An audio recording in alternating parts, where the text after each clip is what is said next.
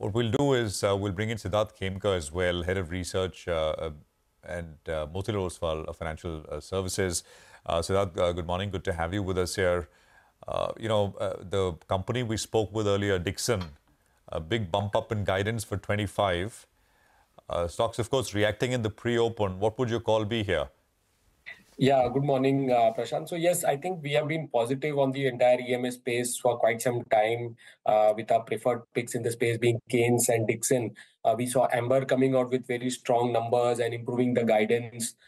Similar expectation is now from Dixon as well, very strong numbers. The guidance has been improved, so that also kind of makes us positive. So I think with the company getting into more and more products, backward integration, as well as good order book across segments, be it consumer electronics, lighting, home appliances, mobile phones saw significant growth for the quarter, and that is where I think a lot of future growth is forthcoming. So continue to remain positive. I think if even if there is a gap up, think that the company will continue to outperform, and hence, so while our current target price will be met today, we have a 16,000 target price. I think we'll revise that upwards post the results.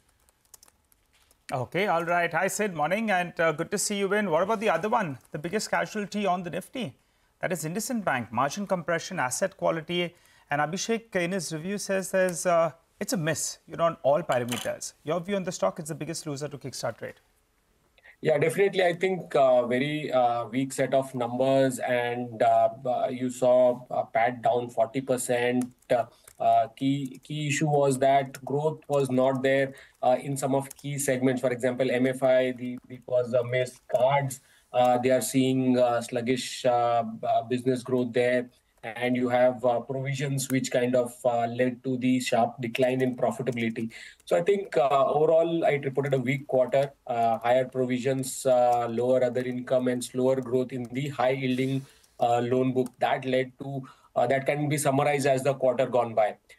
Deposits growth was healthy, NIMs contracted. So I think the microfinance as well as the card business may continue to report some stress in the near term. Slippages are likely to be better than what they done in this quarter, but I think that would remain subdued. So I think in the near term, things doesn't look that great for IndusInd. You have banks in the private banking space which has done much better.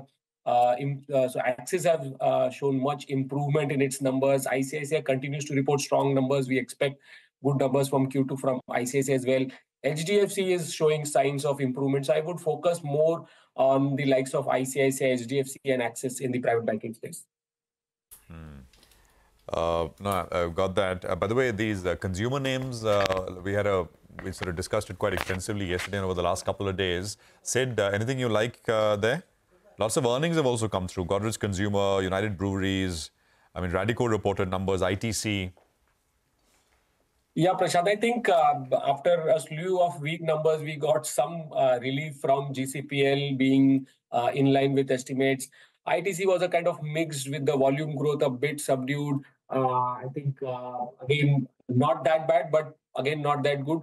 GCPL, I think, would be the better of the lots with the good volume growth in India, about 7%, despite the challenges.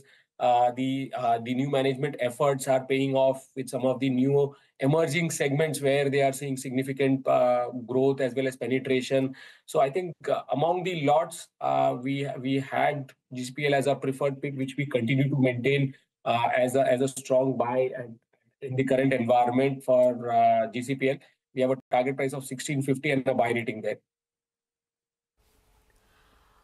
Okay, all right. Siddharth, hi. So, yeah, we've discussed quite a few of them. Let's discuss the other major one, ITC, right? It's a mixed bag.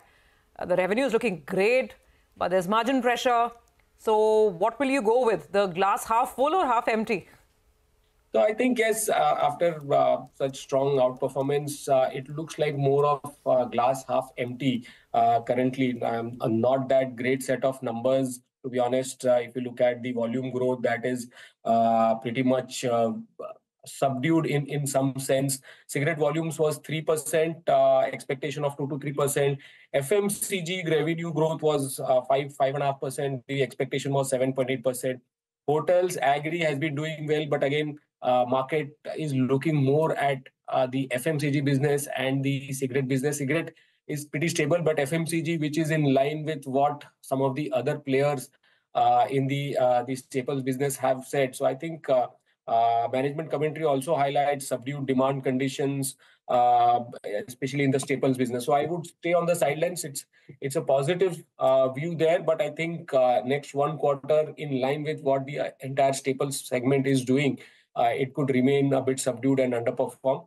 So clearly, GCPL remains the preferred pick or the only pick within the staples right now.